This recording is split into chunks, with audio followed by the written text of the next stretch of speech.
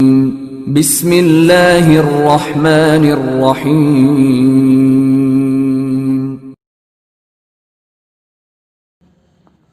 امیر خیر الدین باربروسا، ایک دلچسپ اور علول انگیز تاریخی ناول۔ Episode number 8۔ حسن کرسو بیچارہ اپنے دادا کی چھاتی پر سر رکھ کر اس معصوم بچے کی طرح بلک بلک کر رونے لگا تھا جسے اس کے ماں باپ سے زبردستی چھین لیا گیا ہو۔ معاذ جو بیچاری مشعل سے قریب ہی اپنا سر دونوں گھٹنوں میں رکھ کر رو رہی تھی، اسے جب احساس ہوا کہ حسن کرسو کا دادا فوت ہو گیا ہے تو بیچاری تڑپ کر اٹھی۔ ایک نگاہ چھاتی پر سر رکھ کر روتے حسن کرسو کی طرف دیکھا، دوسری بار اس کی نگاہیں جابر بن مغیث کے مردہ چہرے پر جم گئی، تیسری بار اس نے استفہامیہ سے انداز میں منظر بن زبیر کی طرف دیکھا تو منظر بن زبیر کی روتی ہوئی آواز جھوپڑی میں بلند ہوئی، معاذ میری بچی، دادا ختم ہو چکا ہے۔ منظر بن زبیر کے آخری الفاظ اس کے حلق میں ڈوب گئے تھے، بیچارگی کی آواز ڈوب گئی تھی۔ معاذ آگے بڑھی اور جابر بن مغیث کی ٹانگوں سے لپٹ کر بری طرح دھاڑے مار کر رو رہی تھی۔ رات کسی نہ کسی طرح کٹ گئی۔ اگلے روز مچھروں کے علاوہ عدنانی اور قحطانی قبیلے کے بہت سے لوگ جمع ہو گئے۔ جمع ہونے والے ان لوگوں میں عدنانی قبیلے کا سردار سعد بن سلامہ، قحطانی قبیلے کا سردار کعب بن عامر، اس کا بیٹا مغیرہ بن کعب، معاذ کی بڑی بہن نابل، ماں میسونہ اور بسیط کے علاوہ آس پاس کی بستیوں کے بہت سے لوگ وہاں جمع ہو گئے تھے۔ حسن کرسو کے بحری بیڑے کے جہاز ایک گمنام جگہ کوہستانی سلسلے کے اوٹ میں کھڑے تھے۔ کاکاد ہی تھا۔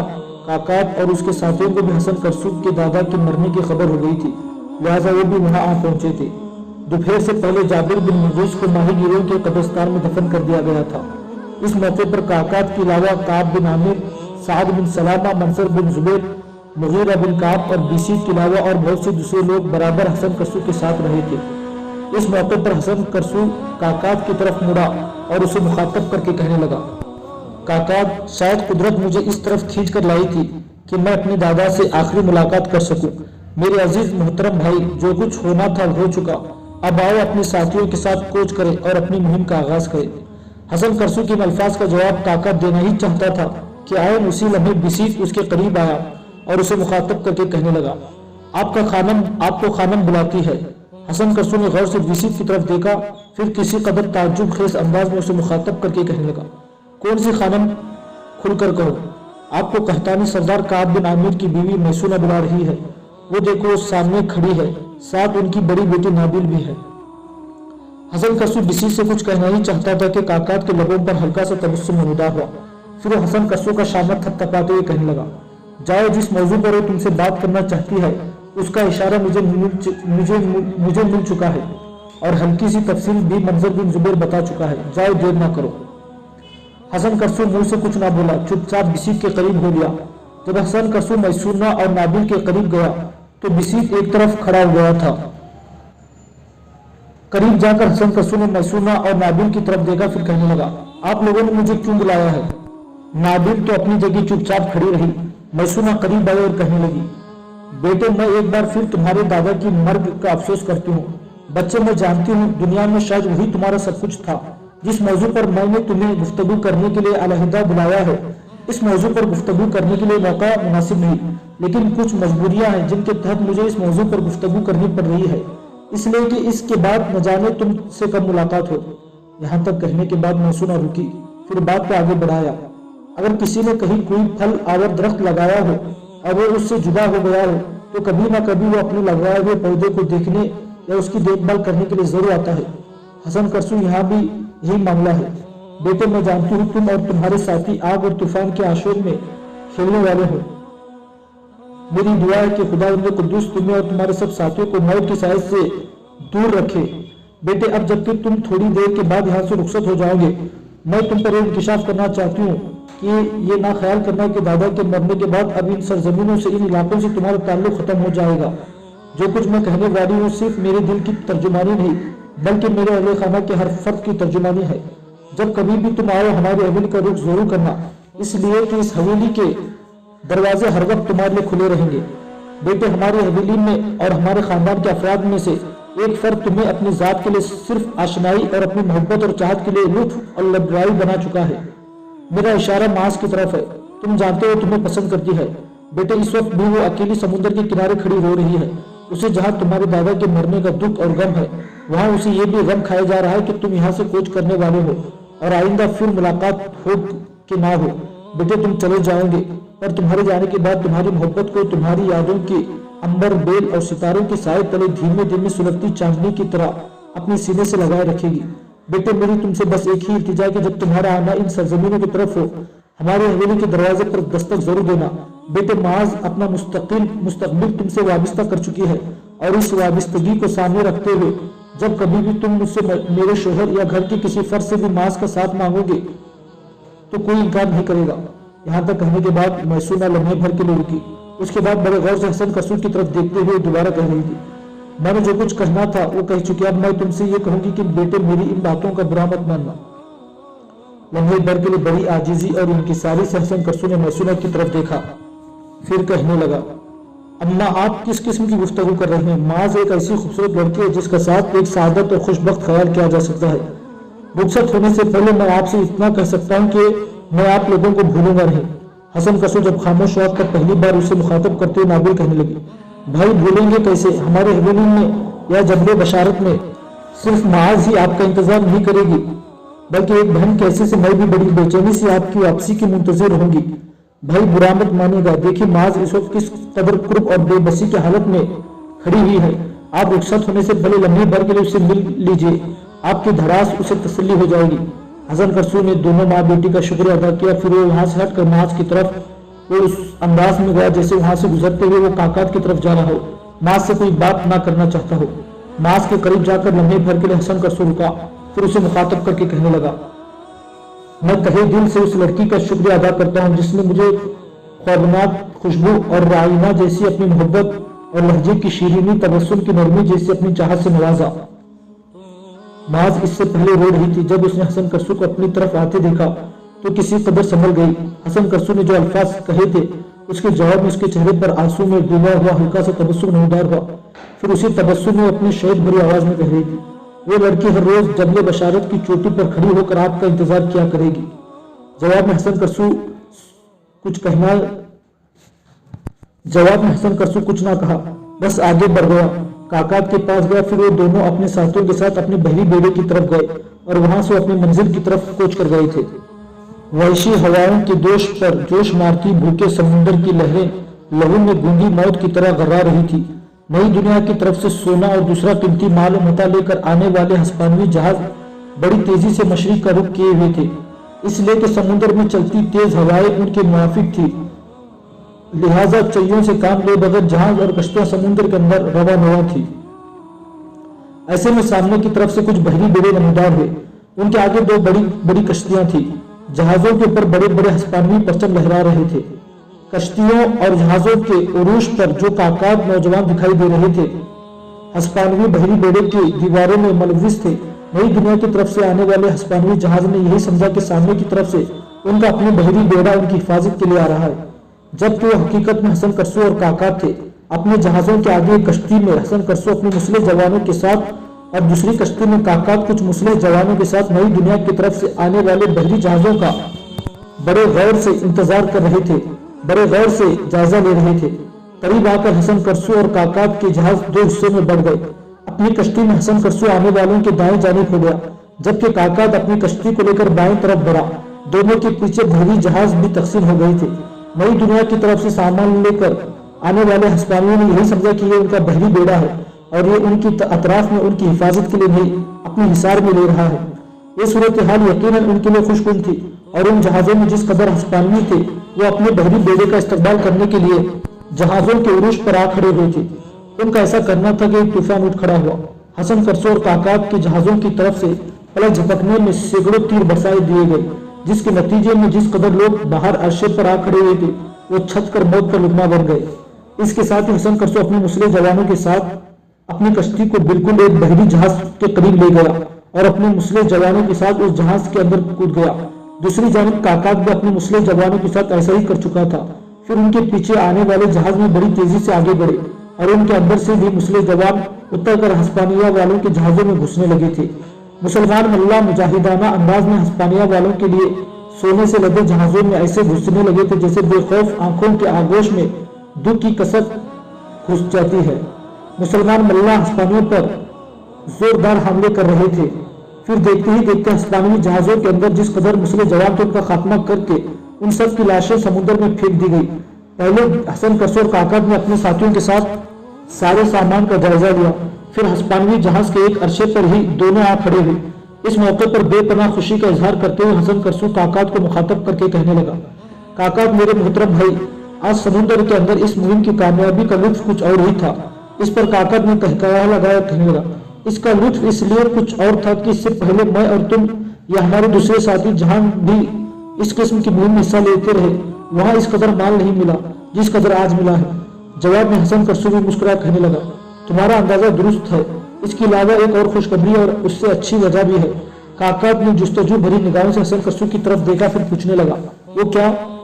इस पर हसन कसो मुस्कुराते हुए कहने लगा, वो ये कि जब हम इस तरफ आ रहे थे तो हवा तेज थी और मुखालिफ थी।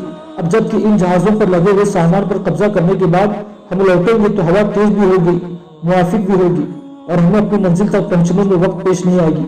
हमारे वो साथी जो चल्लू चलाने पर मुकर्रर थे उन्हें आराम करने का मौका भी मिलेगा। काकत ने उससे इत्तेफाक किया। फिर हस्पानिया वालों के सामान से भरे जहाज जो उनके हाथ लगे थे उन्हें अपने हिसार में लेकर वो बड़ी तेजी से मशरिक का रुख कर रहे थे।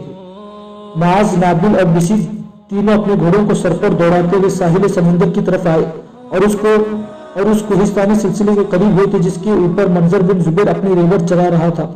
अपने घोड़ों को दौड़ाते हुए वो कोहिस्तानी सिलसिले के ऊपर चढ़े और उस जगह तीनों अपने घोड़ों से उतरे जहां मंजर बिन जुबैर एक बड़ी चट्टान पर बैठा हुआ था।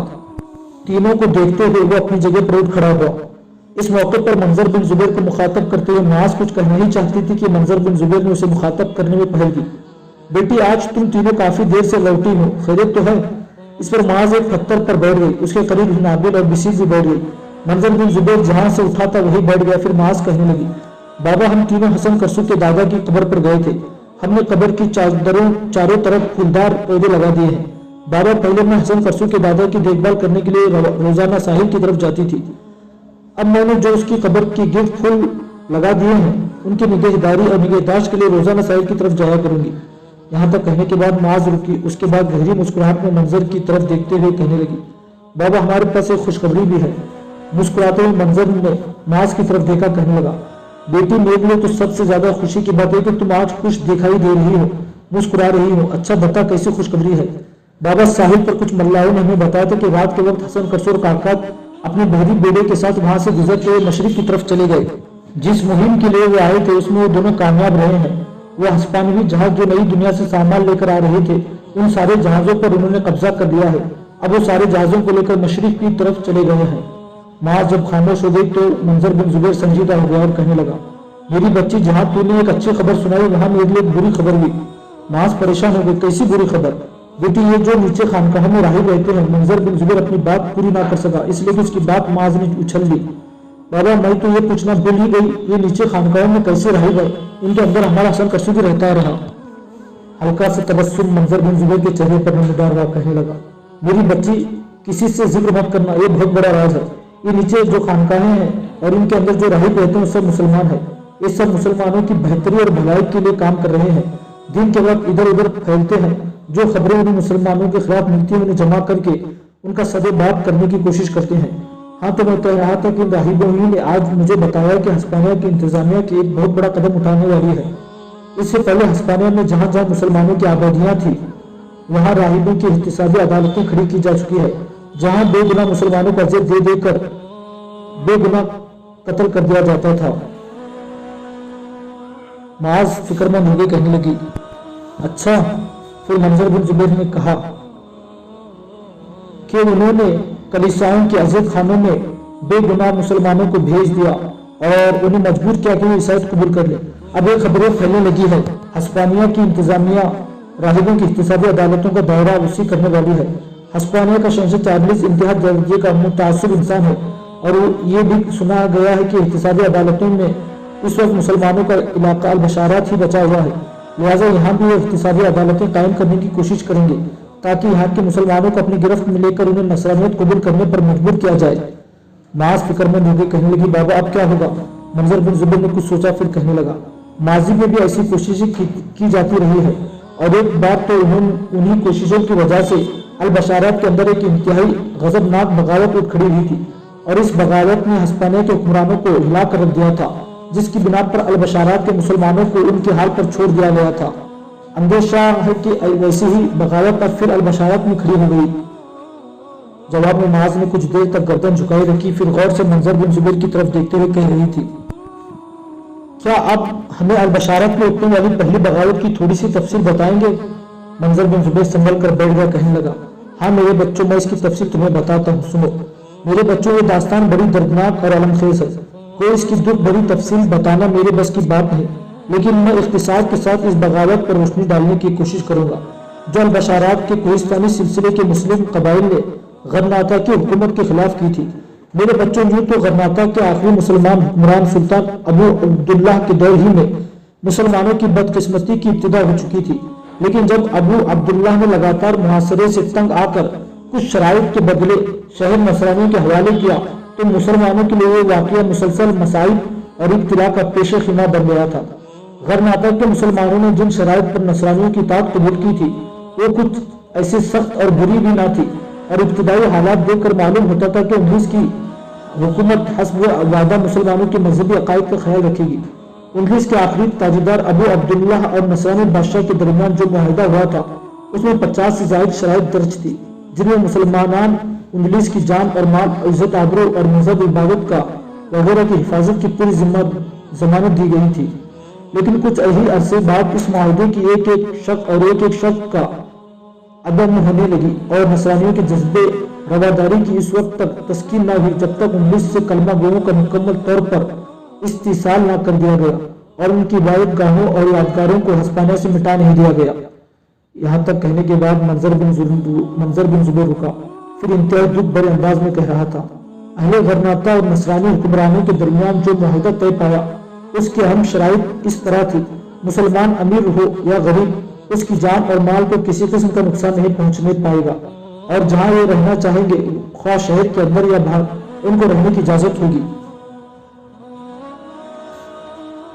مسلمان کے مذہبی امور میں نصرانی دخل اندازی نہ کریں گے، کوئی نصرانی مسجد میں نہیں گھسنے پائے گا، مساجد اور اوقاف بدستور قائم رہیں گے، ان امور میں نصرانی دست اندازی نہیں کریں گے بلکہ ان کو قائم رکھنے میں مسلمانوں کی مدد کریں گے۔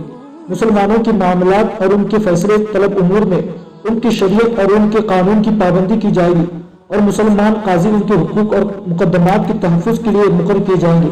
اس جنگ میں جن مسلمانوں کو ہسپانویوں نے گرفتار کیا ہے فوراً رہا کر دیا جائیں گے، اور جو مسلمان نصرانی قیدی سے شہر میں بھاگے ہیں وہ گرفتار نہ کیے جائیں گے۔ اگر کوئی مسلمان انگریز سے افریقہ میں جانا چاہے تو اسے جانے کی اجازت ہوگی۔ جو نصرانی مسلمان ہو گئے وہ اسلام ترک کرنے پر مجبور نہ کیے جائیں گے۔ اگر کوئی مسلمان عیسائی ہونا چاہے اور رضامندی سے خود اپنا مذہب تبدیل کرنا چاہے تو اسے ایسا کرنے کی اجازت ہوگی۔ اس جنگ میں جو مال غنیمت مسلمانوں کے ہاتھوں آیا وہ بدستور انہی کے قبضے میں رہے گا۔ مسلمانوں کے گھروں پر عیسائی سپاہ مقرر نہیں کیے جائیں گے، مسلمانوں پر کوئی نیا ٹیکس نہیں لگایا جائے گا۔ اس طرح کی اور کئی شرائط منظر بن زبیر نے بتائے۔ جب اس کو یہاں تک کہنے کے بعد لمحے بھر کے لیے منظر بن زبیر رکا اور پھر سے سلسلے کلام کو آگے بڑھاتے ہوئے کہنے لگا، میرے بچوں، اس جنگ میں جب مسلمانوں نے نصرانیوں کے سب سے بڑے سرما کا خاتمہ کر دیا اور جو لشکر وہ لے کر آیا تھا اس کے اکثریت کو موت کے گھاٹ اتار دیا تو ہر نصرانی حکومت نے البشارات کے مسلمانوں کو اپنے لیے خطرناک جانا، لہٰذا وہ شرائط جو انہوں نے غرناطہ کے بے بس مسلمانوں پر عائد کی تھی ان سے البشارات کے مسلمانوں کو مستغنی کر دیا۔ اس طرح گویا مسلمانوں نے جو پہلی بغاوت نصرانی حکومت کے خلاف کھڑی کی اور جسے نصرانی دبا نہ سکے وہ البشارات کے مسلمانوں کے حق میں بہتری ثابت ہوئی۔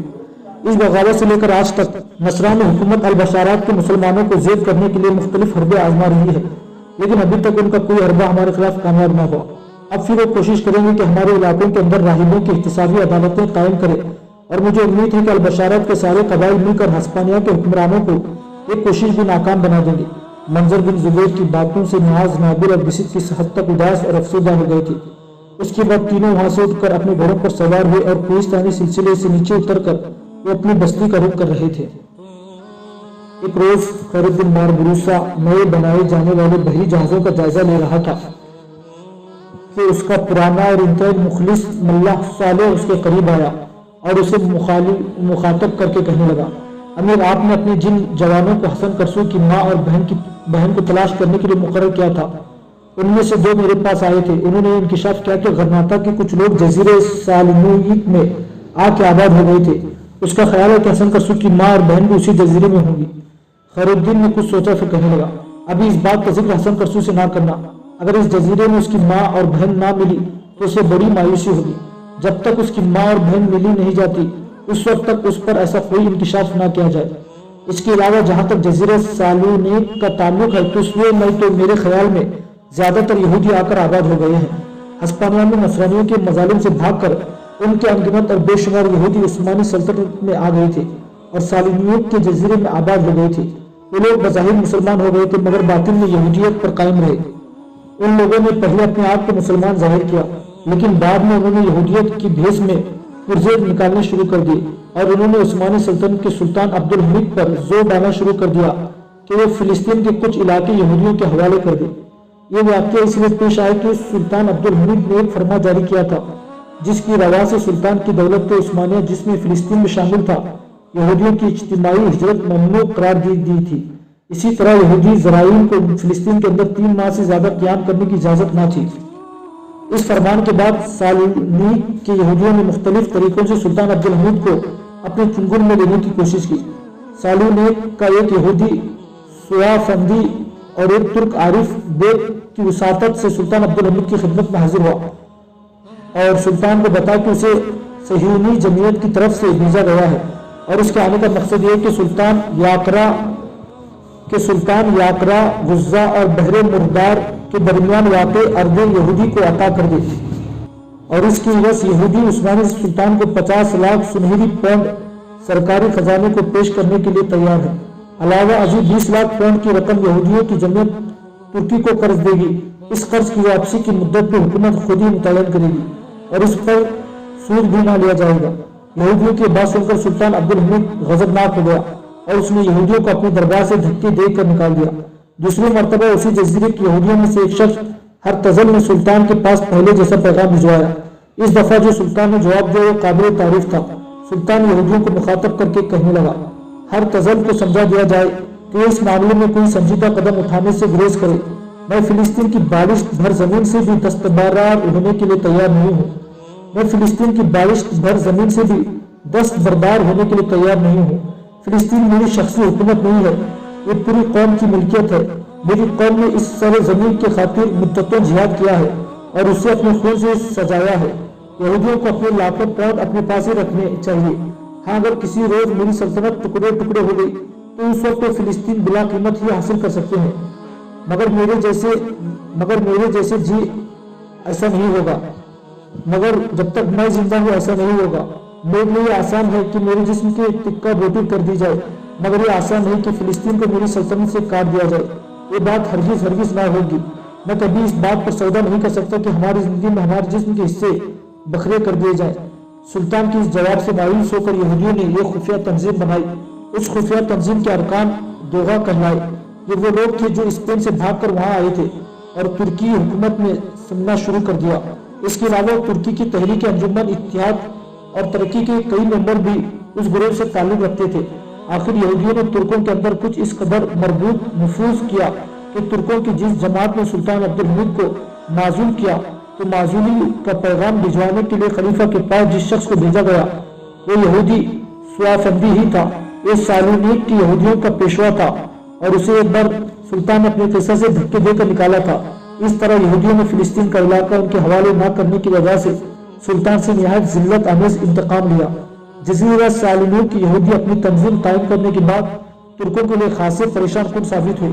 ترکوں کے اندر ایک ایسا گروہ شامل ہو گیا تھا جو بظاہر اپنے آپ کو مسلمان کہتا تھا لیکن وہ اصل میں یہودی اور دوغا تھے۔ یہ گروہ اپنے مخصوص اغراض کے تحت بظاہر مسلمان ہو گیا تھا۔ اس گروہ کے افراد ترکی کے اتحاد ترکی کے اندر بھی گھس گئے تھے۔ ترکی عسکری طاقت کے اندر بھی انہوں نے کلیدی آسمائیوں پر قبضہ کر دیا، بلکہ عثمانی خلافت کے آخری ایام میں حکومت کے اعلیٰ عہدوں پر بھی نفوذ کیے گئے۔ سالونیک کے ان یہودیوں کا اصل مقصد ترکی کے 3 بہترین صوبوں پر قبضہ کر کے یہودیوں کی طاقت اور سلطنت قائم کرنا تھا، جس سے وہ ولایات ثلاثہ کا نام دیتے تھے۔ ان تینوں صوبوں میں پہلا سالونیک، دوسرا نفاستر اور تیسرا اکسوت تھا۔ ترکوں کے اندر قومیت کے جراثیم بھی اسی یہودی گروہ نے پھیلائے تھے۔ شروع میں وہ یہودی جو اسپین سے نکل کر سالانیک میں آ کر آباد ہوئے تھے اور بظاہر مسلمان ہو گئے تھے، لیکن ترک ان کے متعلق شک و شبہات میں پڑے ہوئے تھے، لہٰذا انہیں مسلمانوں کے بجائے وہ دوغا کہہ کر پکارتے تھے۔ اور جب سالانیک یہودیوں کی مسلم دشمنی ترکی کے لوگوں پر عیاں ہو گئی، تب انہوں نے انہیں مرتد کہنا شروع کر دیا۔ ترکوں اور عربوں کے درمیان نفرت پھیلانے والے بھی یہی لوگ تھے۔ شام اور لبنان کے اندر جن ترکوں نے عربوں کے ساتھ تشدد کیا، ان کا تعلق اسی گروہ سے تھا، اور وہ عربوں کو ترکوں سے متفرق کرنے کے لیے ہر حربہ اختیار کرتے تھے۔ شام کا آخری ترکی گورنر جمال پاشا اسی گروہ سے تعلق رکھتا تھا، اور اس نے دمشق کے چرواہے میں شامی لیڈروں کو پھانسی دینی شروع کر دی تھی۔ اس شخص کا تعلق یہودیوں کے تنظیم دوغا سے تھا، اور شامی عربوں پر مظالم ڈھانے سے اس کا اصل مقصد یہ تھا کہ عرب ترکوں سے الگ ہو جائیں۔ یہودیوں کی اسی تنظیم نے نہ صرف ترکوں کو عربوں سے بلکہ عربی زبان سے بھی انتہائی الگ کر دیا، بلکہ اس تحریک سے ترکوں کے ماضی کو بھی داغدار کیا۔ اس کے بعد آنے والے دور میں ترک مسلمان ان یہودیوں سے محتاط ہو گئے، انہیں مرتد کہتے تھے، اور اگر کسی شخص کے بارے میں کبھی یہ کہہ دیا جاتا کہ یہ سالانیک جزیرے کا رہنے والا ہے تو ترکوں کے کان کھڑے ہو جاتے تھے۔ یہودیوں کی اسی تنظیم نے ترکوں کے اخلاقی زندگی کو بھی تباہی کے کنارے لا کھڑا کیا۔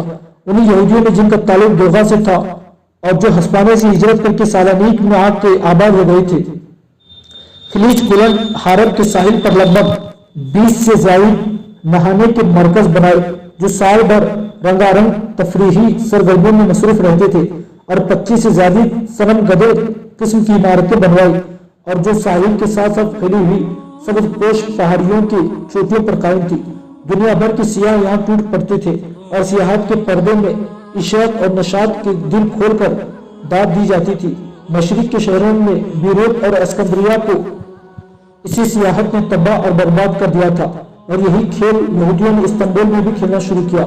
استنبول کا علاقہ بیبوول سب سے زیادہ خوش نما علاقہ تھا۔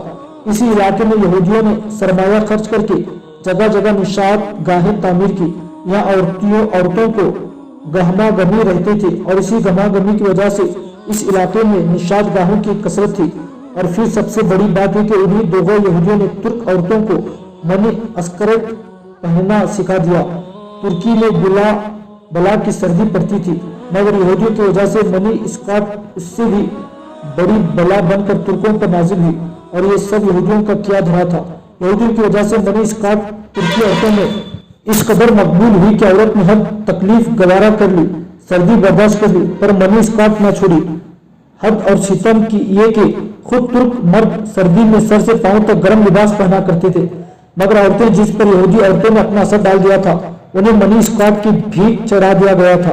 ان حالات کو دیکھتے ہوئے ترکی کے ایک شاعر نے بڑی بے بسی اور لاچارگی کا اظہار کرتے ہوئے کہا تھا، مردوں نے عورتوں کو خوبصورت کہہ کر اسے بیوقوف بنا رکھا ہے۔ بہرحال خیر الدین باربروسا نے اپنے ملح سالوں کو تاکید کر دی تھی کہ فی الحال حسن کرسو پر یہ ظاہر نہ کیا جائے کہ غرناطہ میں جس علاقے سے ان کا تعلق تھا، وہاں کے لوگ زیادہ تر جزیرہ سالنیک میں آباد ہو گئے تھے۔ خیر الدین چاہتا تھا کہ جب تک حسن کی ماں اور بہن مل نہ جائے، اس وقت تک اسے کسی ایسی امید میں مبتلا نہ کیا جائے جو بعد میں غلط ثابت ہو اور اس کی دل شکنی ہو۔ اس گفتگو کے بعد خیر الدین باربروسا سالے کے ساتھ نئی تعمیر ہونے والی بحری جہازوں کا جائزہ لینے لگا تھا۔ اپنے نئے بحری بیڑے اور تازہ دم لشکر کے ساتھ خیر الدین باربروسا اپنے شاہین نما ساتھیوں کی ہمراہی پھر سمندر میں نکلا۔ افریقہ کی طرف روانگی سے قبل اس نے کچھ اپنے تیز رفتار طلیا گھر افریقی ساحل کی طرف بھجوا دیے تھے۔ افریقہ میں جو اس کے حمایتی تھے انہیں اس نے اہم امور پر تبادلہ خیال کرنے کے لیے طلب کر لیا تھا۔ خیر الدین باربروسا جب الجزائر پہنچا تو اس کی حمایتوں میں سے صرف ایک شخص اس کے استقبال کے لیے ساحل پر موجود تھا، اور وہ قبائل صغرا کا سردار عبدالعزیز تھا۔ باربروسا اور اس کے سارے ساتھی عبدالعزیز سے بڑے پرجوش انداز میں ملے۔ ادھر ادھر دیکھتے ہوئے کس قدر تعجب خیز انداز میں عبدالعزیز کو مخاطب کر کے باربروسا نے پوچھا، عبدالعزیز، میں تمہارا ممنون اور شکر گزار ہوں، میرے کہنے پر تم نے یہاں آنے کی زحمت اٹھائی، پر مجھے تمہارے ساتھ بربروں کا سلطان حفصی دکھائی نہیں دے رہا۔ عبدالعزیز کچھ اداس اور افسردہ ہو گیا، کچھ سوچا، پھر باربروسا کو مخاطب کر کے کہنے لگا، میرے عزیز، بربروں کا سردار حفصی نہیں آئے گا، اس لیے کہ اس کو سلطان ابن القاضی نے ایک بھاری رقم دے کر اپنے ساتھ ملا لیا ہے۔ اس کو کوکو کے سلطان ابن قاضی نے ایک بھاری رقم دے کر اپنے ساتھ ملا لیا ہے۔ ان جانب کی سلطان بھی دوسری قوتوں کی طرح ہماری مخالفت پر آ اتر گیا ہے۔ عبدالعزیز کچھ دیر خاموش رہا، پھر پہلے سے زیادہ دکھ بھرے انداز میں خیر الدین کو مخاطب کر کے کہہ رہا تھا، میرے عزیز، کچھ لوگ وقت، فاصلوں اور شوقوں کے سلسلوں میں دیکھتے ہوئے اپنی منزل کا تعین تبدیل کرتے ہیں۔ یہی حال ان دونوں افریقوں کے چھوٹے بڑے مسلمان حکمرانوں کا ہے۔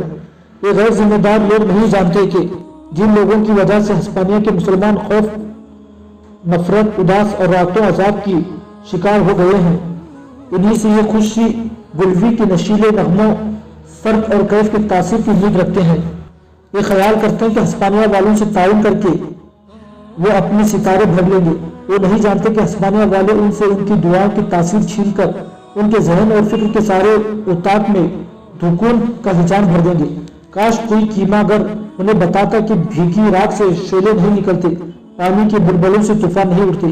عبدالعزیز رکا، پھر پہلے کی نسبت بھاری آواز میں کہنے لگا، کاش کوئی چارہ گر ان پر انکشاف کرتا کہ ہسپانیہ کی جن قوتوں کا وہ ساتھ دے رہے ہیں وہ مسلمانوں کے اندر نفرت کے بیج بو رہے ہیں۔ ہسپانیہ کی یہی قوتیں ان کے دامن میں شام غریباں کے اندھیرے، ان کی جھولی میں بھٹی کی آگ اور ان کے کشکول میں شکم کرسنگی کی بستی کے سکے ڈال دیں گی۔ مزید اگر کچھ دیں گے تو وہ ان کے رگوں میں مچلتے خون کے اندر بے غیرتی کی بدبو بھر دیں گے۔ کاش اجل کے سیاہ خانوں کا کوئی بھیدی ان غیر ذمہ دار حکمرانوں کو بتاتا کہ زندگی کی حقیقی طرف کیا ہے۔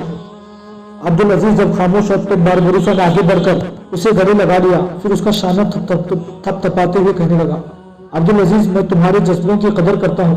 اگر کوکو کے سلطان ابن قاضی نے ہمارے خلاف ہسپانیہ والوں کا ساتھ دینے کے لیے بربروں کے سلطان کو اپنے ساتھ ملا لیا ہے تو کوئی بات نہیں، ہم اپنے کام کی ابتدا بھی کوکو کے شہر حکمران ابن قاضی سے ہی کریں گے۔ خیر الدین باربروسا کی اسی فیصلے سے عبدالعزیز ہی نہیں بلکہ خیر الدین کے سارے سالار مطمئن اور خوش ہو گئے تھے۔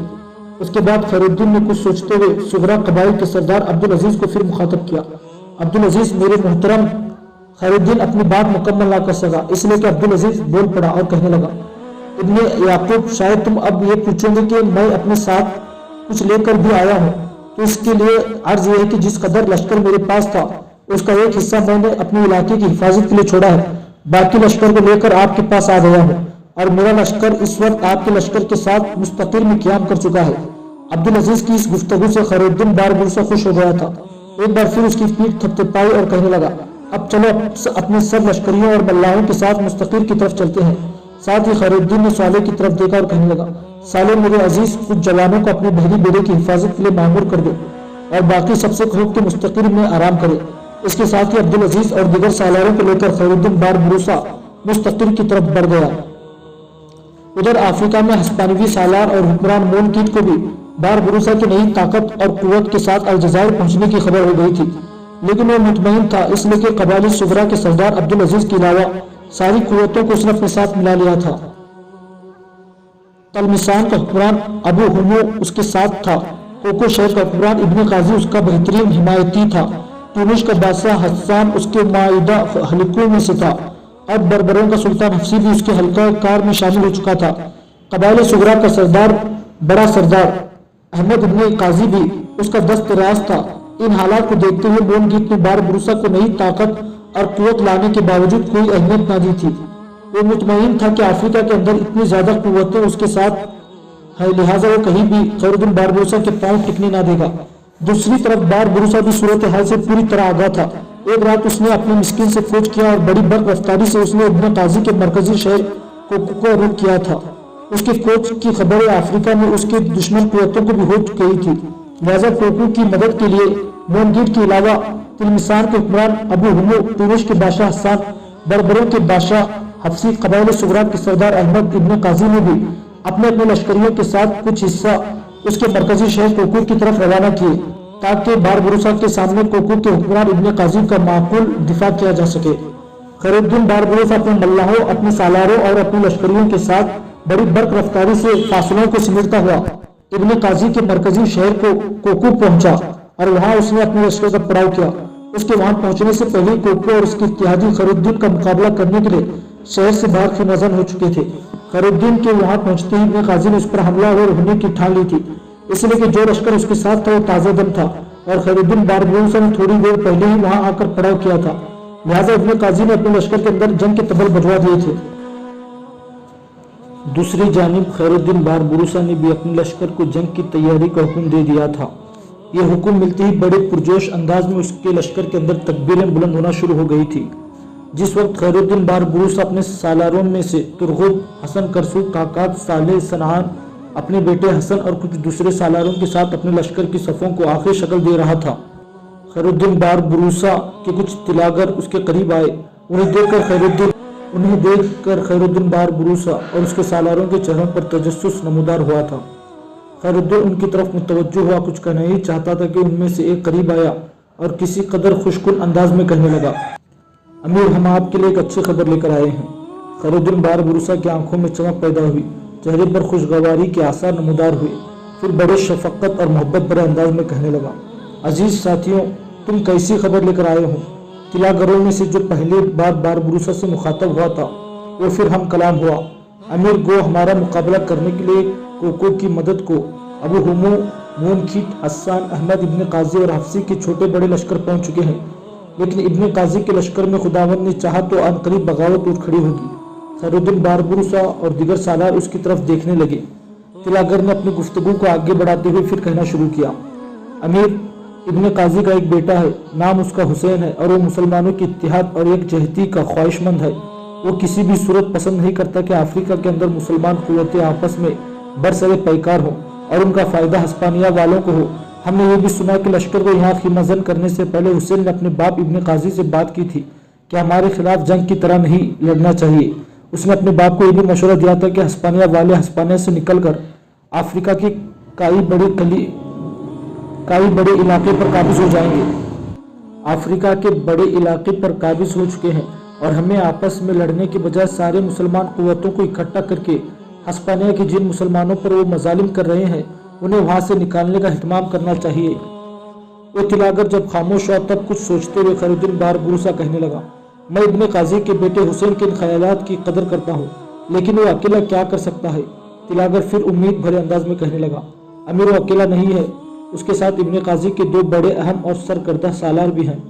एक का नाम उबादा है, उबादा बिन तमाम, और दूसरे का नाम अलकमा बिन सादून है। ये दोनों सालार इब्न काजी के बेटे हुसैन के राजदार हैं और उन्होंने हुसैन पर वाज़ेह कर दिया कि वो किसी भी सूरत मुसलमानों के अंदर इंतशार बर्पा करने की ख्वाहिशमंद नहीं है।